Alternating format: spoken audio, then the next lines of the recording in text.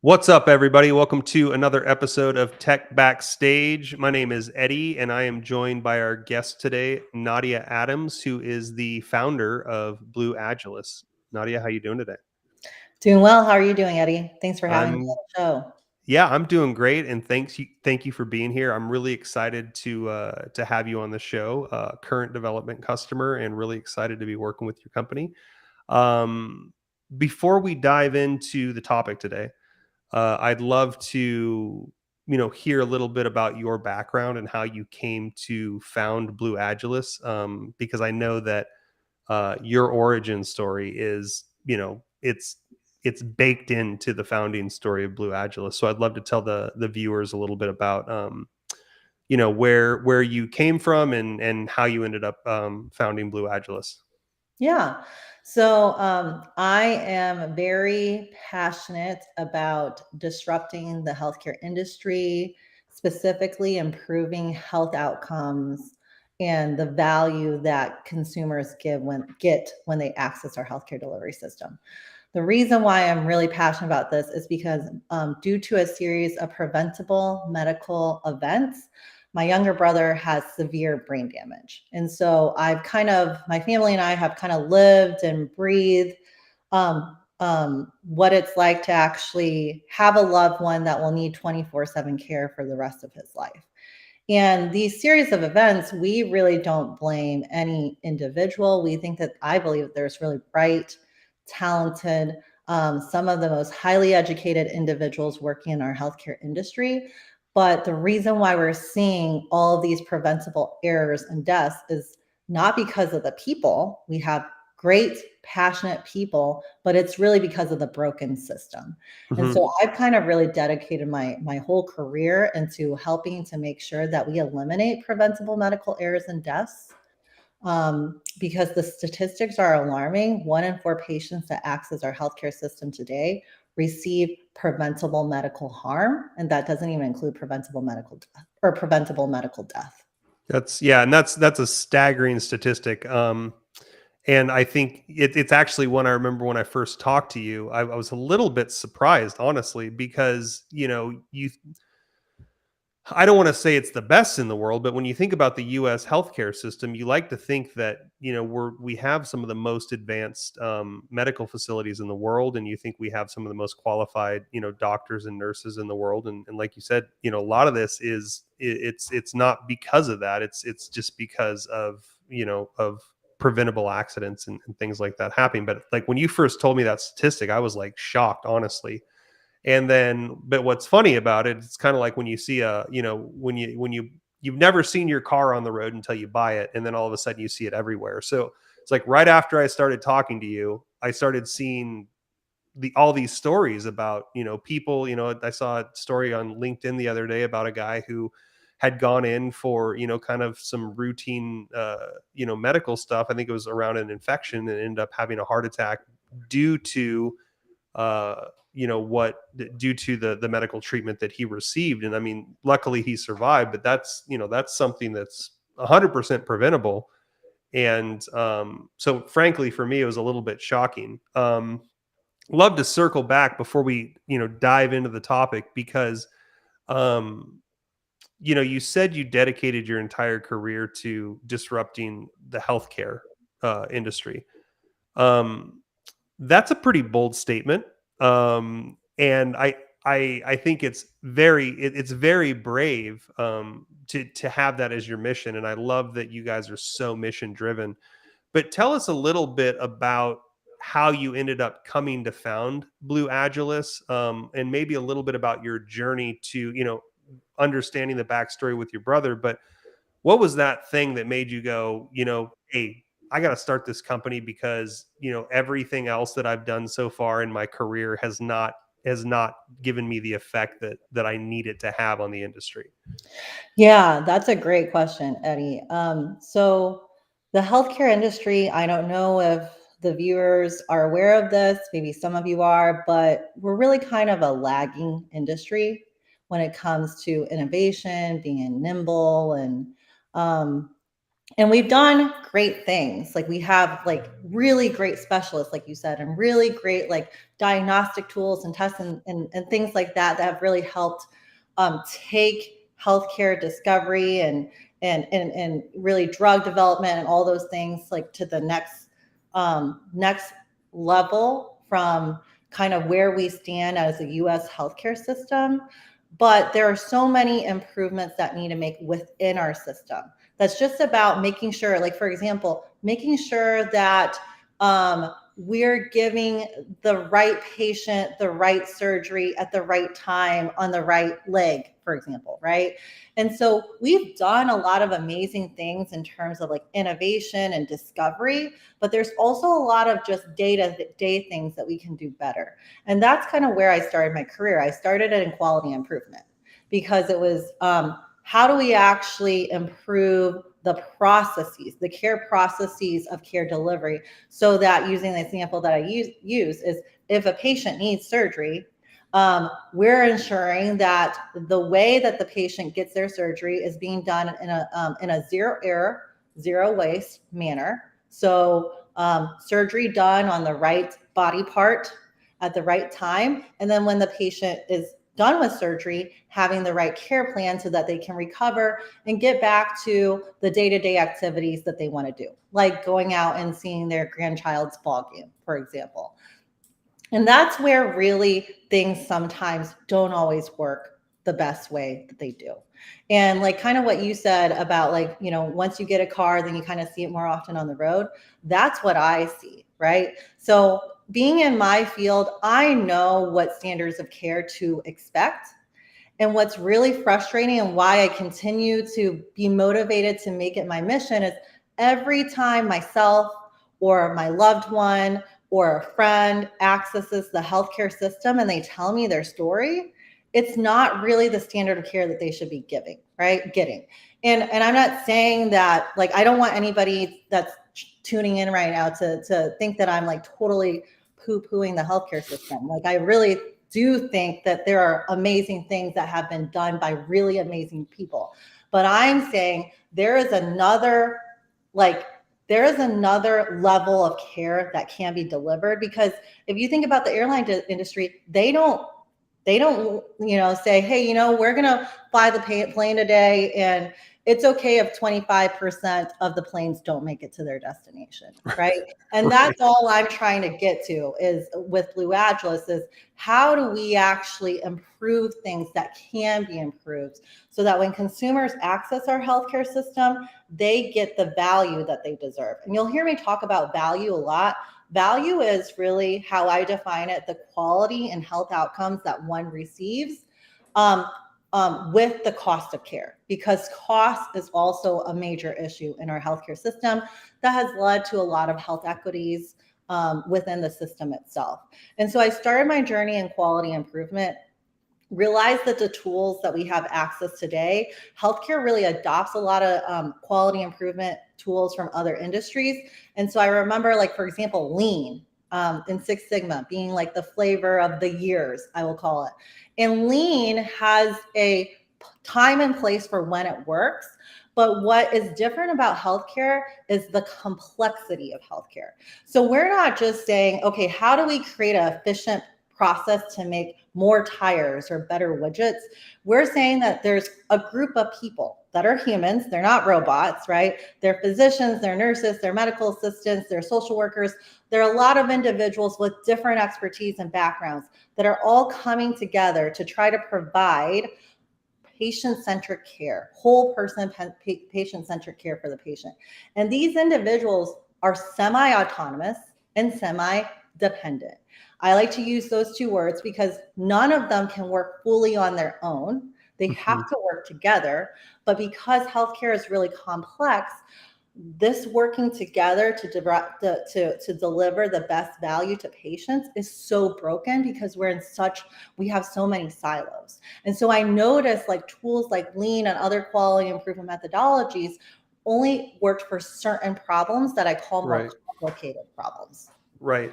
So just really quick, I want to back up there because I think there's a lot to unpack there. But can Can you talk, like maybe walk us through what some of those different silos are? And, because it's like one of the things that I always see as well, not just in medical care, but like when things are siloed and there isn't efficient communication between them, um, things can be happening in one silo that the other silo is not even aware of. And that I think leads to some of the outcomes that you're talking about right now. But what are some of those silos that you guys see in the medical industry? And what are some of the challenges that you see, with communication and actually, translating of information from one silo to another?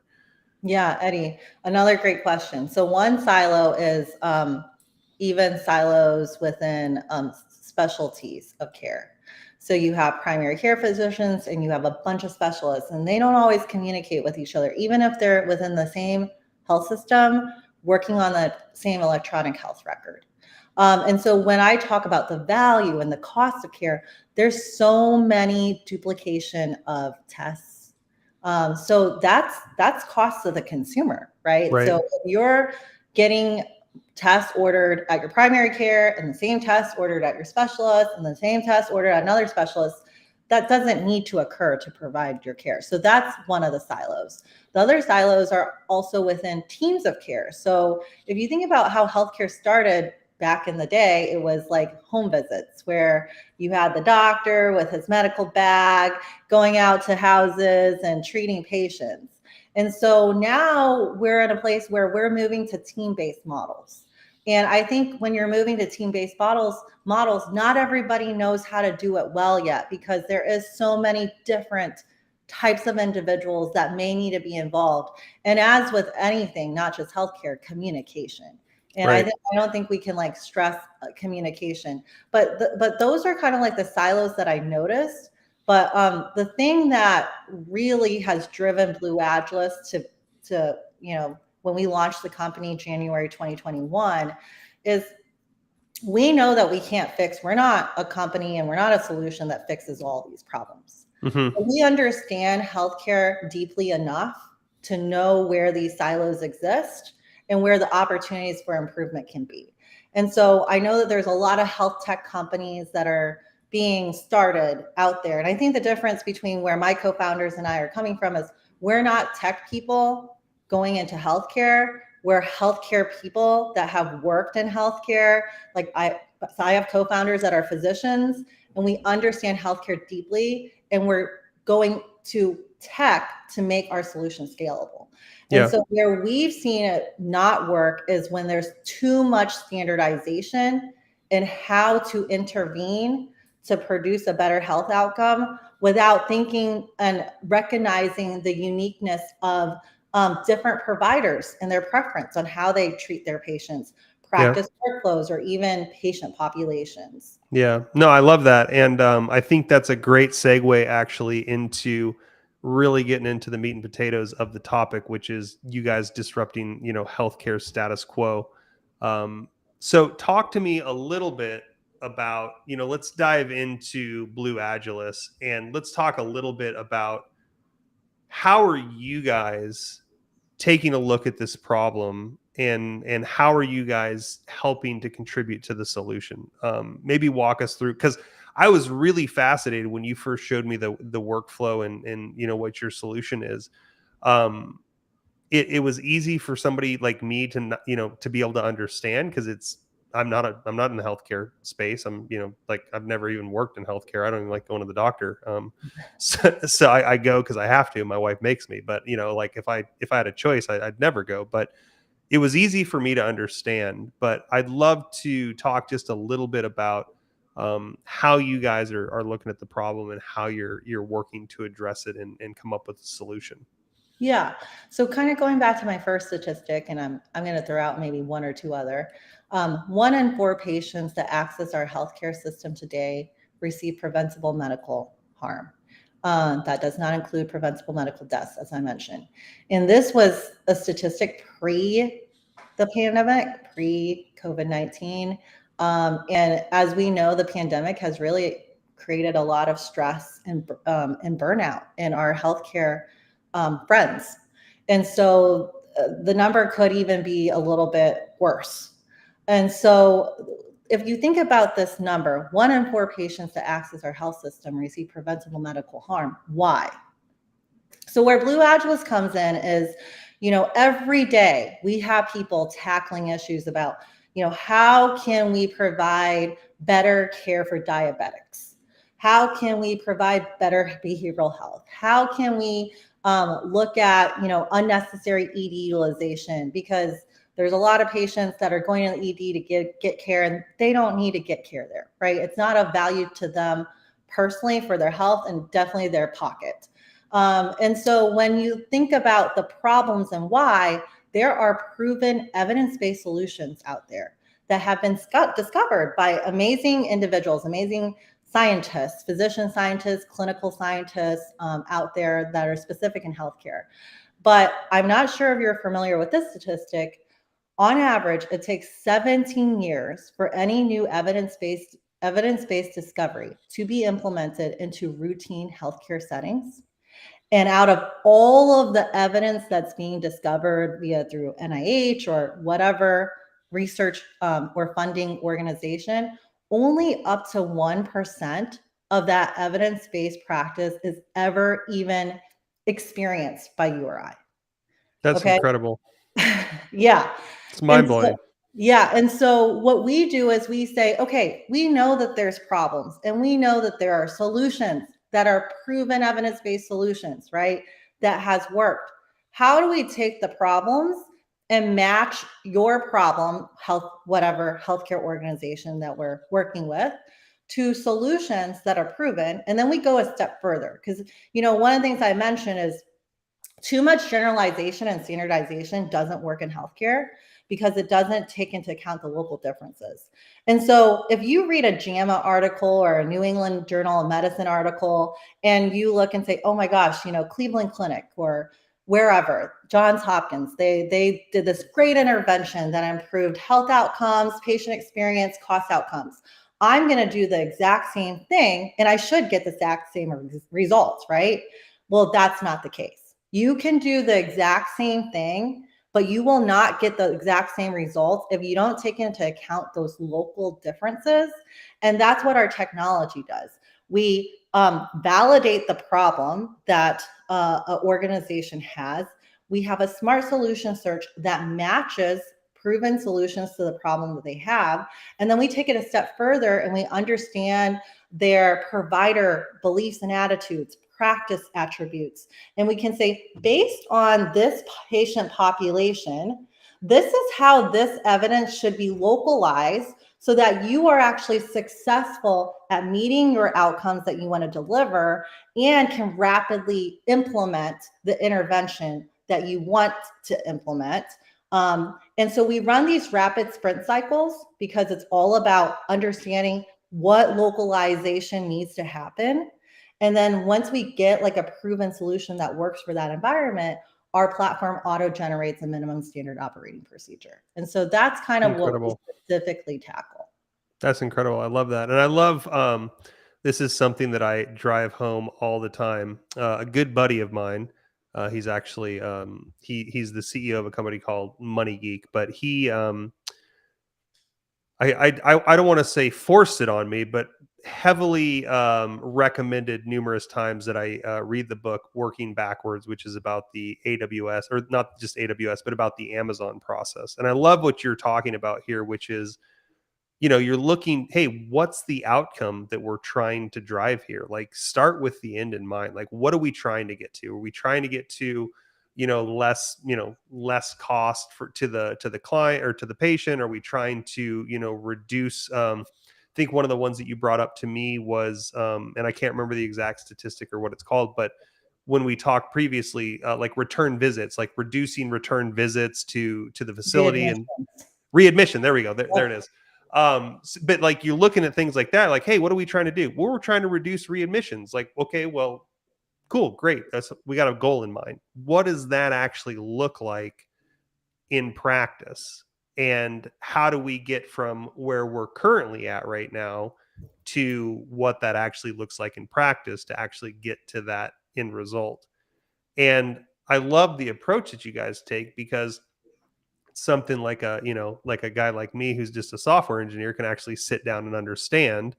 Because to me, the health, probably just like a lot of people developing software is a mystery. Like to me, the healthcare industry is a mystery. But And it is you, too yeah, many. yeah, but But we you take all it. have to we all have to access it at some point, Mhm. right? Yeah, yeah, and so like I think that's what's great about what you guys are trying to do right now is it's digestible for a lot of people, not even just the people that are in the healthcare industry. It's digestible to somebody like me, who's a complete outsider, because it's an elegant solution to looking at outcome driven processes. And also, this is something that I deal with on a daily basis. But when I first started my company, we were like, oh, anti-process, we're never going to be that company. But you realize that as you grow, the processes actually help you be more efficient, and they actually help you set standards, and they actually help you be able to be a data driven organization. And so I love the approach that you guys are taking, and how you're implementing that into the healthcare industry. Yeah. Um, You've said a lot of things there, Eddie, that I have some things that I want to piggyback on. The one yeah, I'd love thing to that hear you it. Yeah. said about creating those processes for scaling, right? I totally agree. The only thing that we do different is we revisit the minimum standard operating procedure every 6 months, because we know the real world is dynamic and ever Right. changing. And so where we've seen it fall is, if you think about traditionally, when you have a process and it works, you're just like, okay, just do that process all the time. Right. But if you don't revisit it, that process, some parts of it could be outdated. And Hmm. that's when things fail. And then you go and talk to people and you're like, well, why are you doing things that way? Because that's how we've always done it. Well, it doesn't give you the outcome that you need anymore, but that's how we always do it. And Right. so we really use what we call, it's based on agile science. So there's 2 books that have been published by a couple of my co-founders, Agile Implementation, Agile Network. That covers the science behind our methods, but our tools, we call it agile transformation. And so it's really this rapid of, having processes to scale, but being agile in the way that you think about those processes to account for this dynamic future. Because I always like to say the real world is a video. It's not one snapshot in time. It's not one picture. Yeah, and I think that's important to understand too, because even if you have these operating procedures and they're documented, what ends up happening also is that you start to get deviations in those processes, because maybe you show me the operating procedure, maybe I memorize it and I never go back and look at it again, but then the next person who works underneath me, I teach it to them my way, but there might, that's where it's kind of like playing telephone, right? Like you give somebody one message, and by the time it gets to the end of the line, it's something completely different. So it's something that you have to continue to revisit. You have to do accountability checks. You have to make sure that does this procedure need to be updated? If not, is everybody continuing to follow it the way that it's supposed to be implemented? Are we seeing the expected results? Again, I'm a data driven person. I like to look at the numbers every day and go, are we headed in the right direction, right? And then so, because that's the other thing, is like, what happens if you put an operating procedure in place and then you actually start to see deviations from the Exactly. expected outcome? What do you do at that point? You know what I Yeah. mean? Yeah, and that's where our whole process of running agile sprints on the intervention, because and one thing that I want to add, because you were saying something earlier that made me think about this too, is I'm not a physician, I'm not a clinician at all, but I have worked very closely with physicians my entire career. And one of the things that in healthcare we got to remember is our physician colleagues drive how care is delivered. And unfortunately, in some cases, we've been in this system where they're being told what to do by people that are kind of like people that have the same background as me, right? Non-clinical people. And so then they end up feeling like they're getting treated like an assembly line worker. Hmm. And so when we focus on clinical interventions to improve health outcomes, one of the biggest things that we focus on initially and have a whole tool set for is provider engagement, and Right. really working hand in hand with our provider partners to basically say, This is the problem. What have you seen? Okay. This is the evidence. What do you think? And then going to what you're saying, like we call it a GPS, right? So we work with them to drive the data to say, okay, well, we want to solve unnecessary utilization or improve readmissions.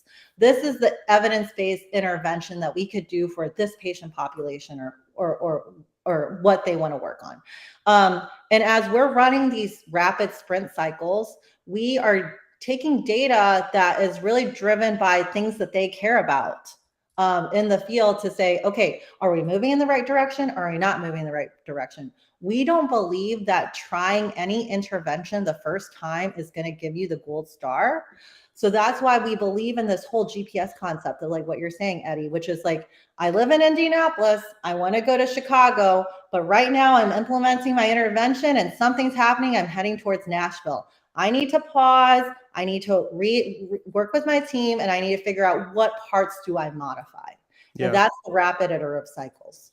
Yeah, and I love that. I think iterations are super important, and you know, it's like it's fundamental to be doing those checks, and they're integrity checks, right? You're like, hey, are we headed towards Chicago? And you're like, no, we're headed towards Nashville. It's like, why are we going to Nashville? We're supposed to be Yeah. going to Chicago, right? So like, what do you got to do to fix it? And again, it's about being objective. It's about, hey, where are we trying to get to, and are we on course to get there, or do we need to make some adjustments? And you know, it's even about, you know, once you're headed in the right direction, are we continuing to head in the right direction? And I think that's huge. I'd love to take, we are, you know, got a couple minutes left here, so I could probably talk about this all day, but I'd love to shift a little bit to you know, just talking about the future, not, you know, for Blue Agilis, but what are the things that you're excited about, not just on your roadmap, but you know, future tech, you know, the future of healthcare. Like, what are the things that you see on the horizon that you know, that you're stoked about, and that you're really excited to see that are coming up? Yeah. So as I mentioned, there's a lot of workforce burnout, and then there's a lot of pressure in really like our payment system shifting Hmm. from fee for service to value-based care, where you pay for value, not pay for volume. Which is a good thing because we know aligned incentives really make a difference in achieving better outcomes. And so when I think about the future and I think about even like the staffing shortages and things that are happening in the industry overall, they need solutions that are localized to their environment fast. Right. And so what we're able to do with our platform is understand if you are a practice that has these attributes and you need to solve this problem, 75% of practices like yours has used this intervention and has localized it in this way and has been successful. And so Hmm. we're really kind of moving to like this ability to take the data that we have, which where we can deeply understand the practices and the providers and the workflows and the patients, and basically localize. We create a practice care plan where they can actually, we give them influenceable actions that they can do today to start kind of moving towards the outcomes that they want to generate for Hmm. their patients. And that's what I'm excited about, is a scalable way to do that, that's not only reliant on just humans to do it.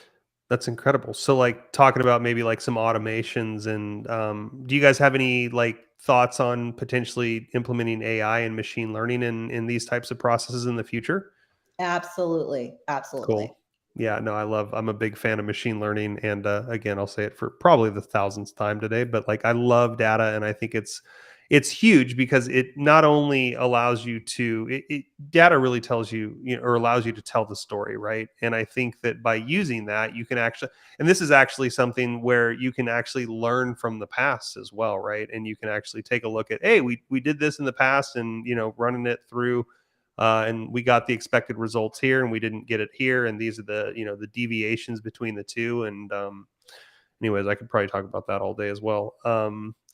But you know, we're coming up on time here, Nadia. I'd like to, you know, say thank you for being on the show. It's been a great conversation. I love what you guys are doing at Blue Agilis right now. I'm excited to see you know, see the company continue to grow, and see you guys continue to disrupt the healthcare space. So thanks for being on the show.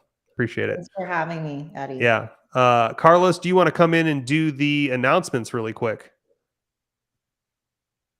Yes, There you Eddie. go. Thank you. Thank you so much, Eddie. Yes, actually, we only have Thursday and Friday, as you know. So we have tomorrow, we'll be speaking with Chris LaFarley from Tatum. And finally, on Friday, we'll be chatting with Anand Diraviyan from Airs. So, folks, join us here on Tech Backstage Thursday and Friday. Well, actually, every day of the week. That's our end goal. But tomorrow, 11 o'clock in the morning, Pacific time, and the same for Friday, 11 o'clock Pacific time. Join us right here on Tech Backstage, and have a great rest of the day, and be safe. Thank you. Thanks, Carlos. Thanks, Nadia. Hope you all have a great day.